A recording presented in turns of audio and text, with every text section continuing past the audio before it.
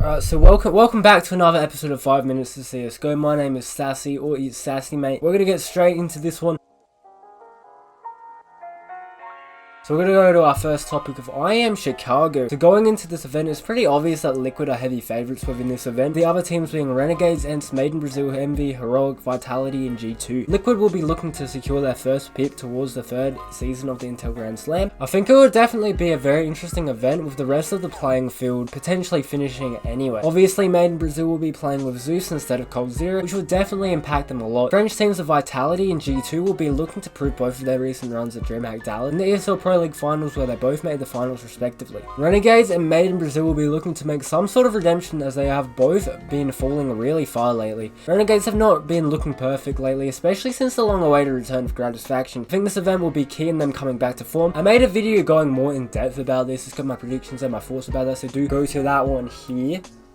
So check that one out, otherwise it'll be in the description below. Now going to our second topic of the Intel Grand Slam Season 3. Now finally, we have the confirmation of the third season of the Intel Grand Slam. So we do see some changes to make the run more difficult. The main change in being the designated Masters tournaments. Basically the run of this is that, win the Intel Grand Slam, you need to win 6 Masters events, or 4, with one being designated Masters event. Designated Masters events are either ESL 1 Cologne or I Am Katowice, because these events are generally harder to win and more prestigious. In the future majors by ESL or DreamHack will be added to the designated Masters event. To run it down again, to win the Intel Grand Slam season in 4 wins, you need to at least have 1 Cologne or 1 Katowice to be able to win it. Otherwise, it's 6 Masters events. Definitely will be interesting to the first event of the season being I Am Chicago, where Liquid are going to be heavy favourites, and they should be able to start getting a run towards winning that third season.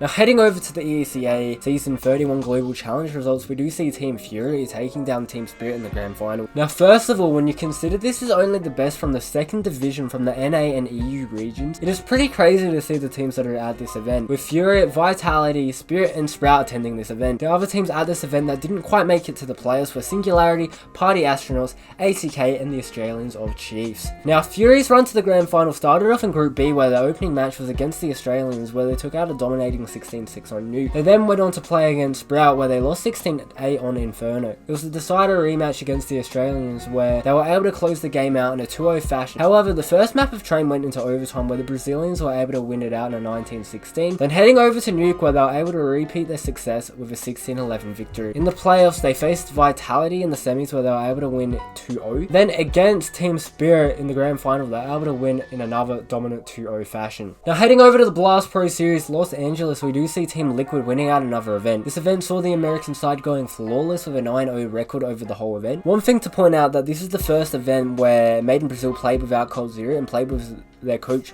Zeus as a stand-in. We haven't seen this for a while, and at first it started off okay as they took down Renegades in a close 16-14. After that they tied with Cloud9, and from there it all fell apart, with some of their games being relatively close though. For the Renegades, we did see them open with a close 14-16 loss to Made in Brazil, and then FaZe Clan as well. The only win being against Cloud9, as their loss to NRG and Liquid weren't very close and comfortable for the other team. Liquid's run saw them taking down every team in the group stages. In the playoffs, Liquid faced off against Cloud9 that snuck into the playoffs at this event. However, it was a 2-0 win for the Liquid side, putting them into the playoffs against the FaZe Clan, trying to repeat the last time they won a Blast Pro Series event against Liquid. However, FaZe Clan fell flat, with their only close map being on Nuke, where they lost 16-13. When it went to Inferno, Liquid were able to win it out with a 16-6 closing out the series. Now going to the invites, qualifications and roster change. The invites, we do see Fnatic to DreamHack Malmo, Heroic replace Forza at Chicago, Crazy go to the Arctic Invitation, where NRG withdraw. Qualifications, Fury to the ESL Pro League over Singularity, and roster changes, Zeus to replace Cold Zero and Made in Brazil. Anyway, that's going to be all we have time for in this 5 minutes of CSGO. Be sure to leave a like, leave a comment as well, and be sure to check out the other videos I mentioned as well. Check out my other content as well. Check out my Instagram. Check out all my social medias down